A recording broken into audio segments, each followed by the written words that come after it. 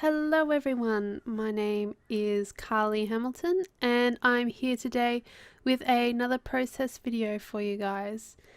Now this one is actually my entry for the SNL design team, and for that we had to use an old product or tool in a new way. And so you'll see that product and or tool coming up soon. What I decided to use was my really old basic grey distress tools. I'm not even sure what they're exactly called anymore because the label on it has long fallen off. So this layout here is for my career album, and it is a bunch of doors. We're in this part of town where there's a whole heap of really old looking buildings, and it's just beautiful.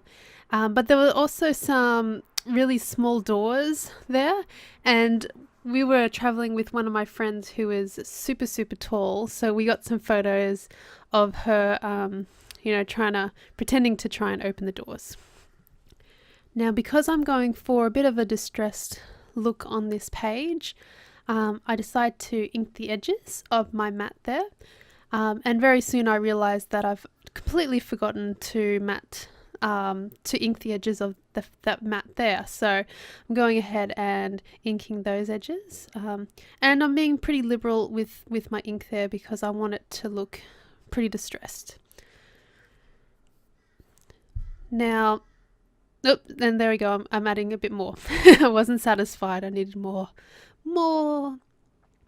Okay, so now before I stick it down, I get out my distress tools, and what these are like embry boards, and their main purpose of them was to use for chipboard albums and mini albums and things like that, but you can also use them to distress the edges of your pages.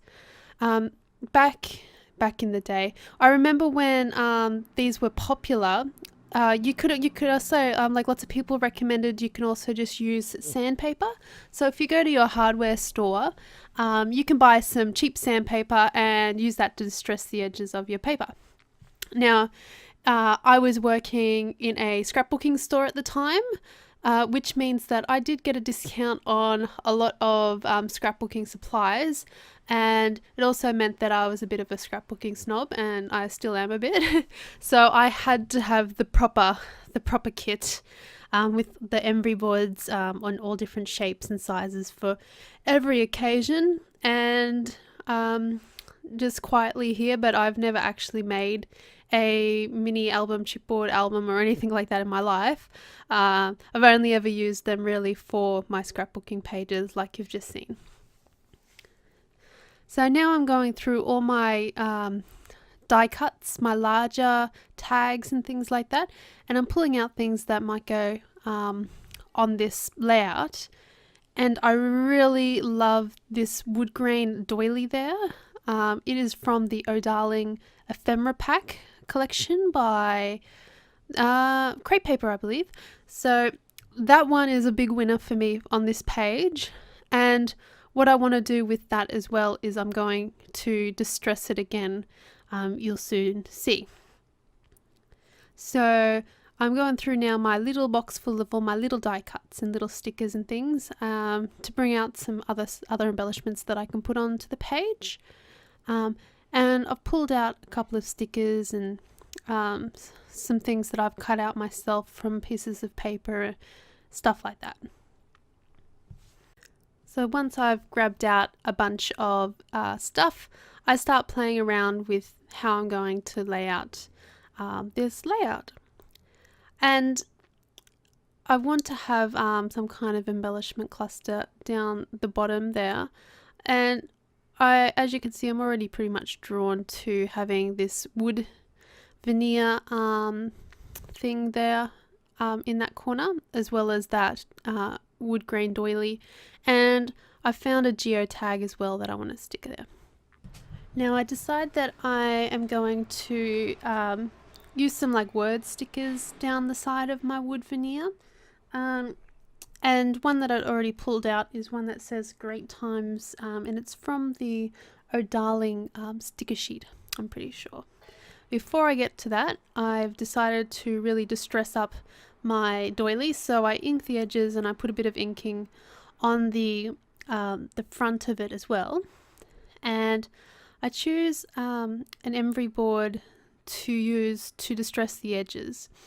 And what I'm mainly doing here is just holding the edge in my finger and using my finger sort of as an anchor point for it to curl down and up and around to create like a bit of distressing around the edge of it. And I go around the whole thing a couple of times just to really roughen up the edges, but because I'm also pretty much a neat scrapbooker, it's not too distressed. It's still, I sort of smooth it out, but at the same time it's distressed. It's a bit of a fake distressing, really. So I used my ink on the Oh Darling Great Time sticker just to make it look a bit dirty as well, so it looks a bit distressed.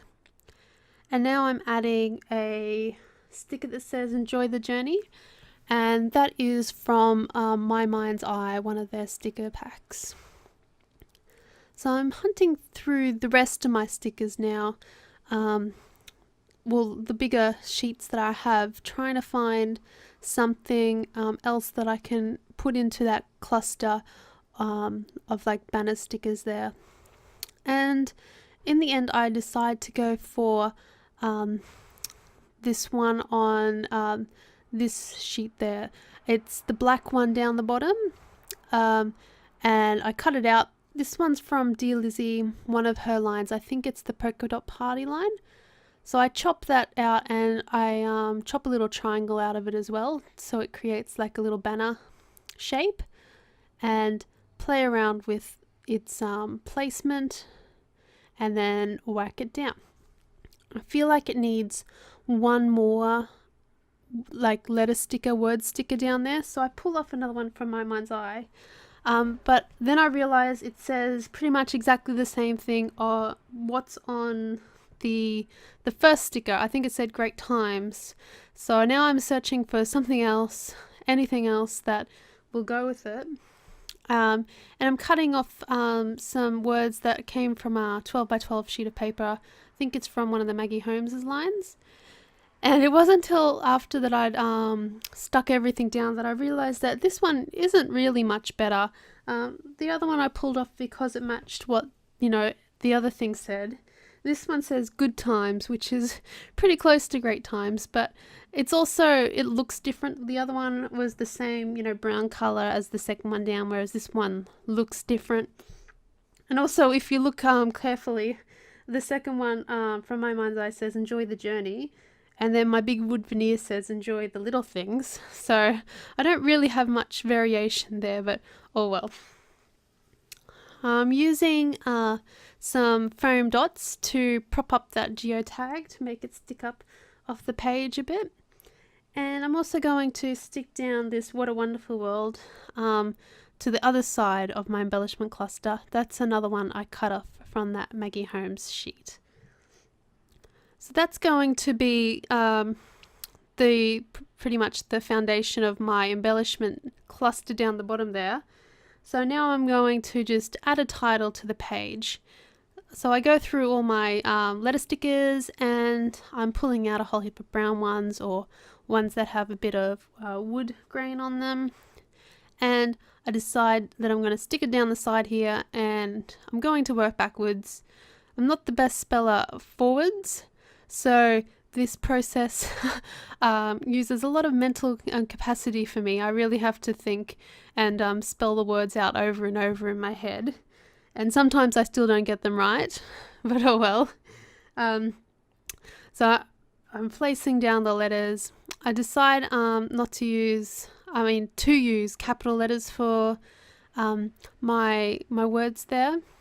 And then for my second bit of the title, I decide to use a different sticker sheet, Both these sticker sheets are from Jelly Bean Soup. Their stickers are awesome. Highly recommend their letter stickers.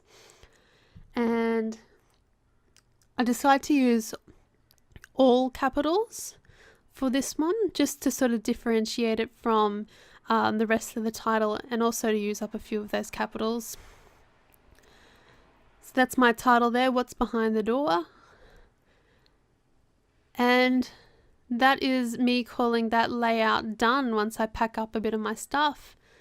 So I hope you've enjoyed this process video, and I hope you've enjoyed seeing an old product used in a slightly different way to distress the edges of the paper. I hope that you will join me next time for my next process video, and if you did enjoy this one, please don't forget to comment, thumbs up and subscribe. For those of you who've forgotten, my name is Carlie Hamilton, and I'll see you next time. Bye!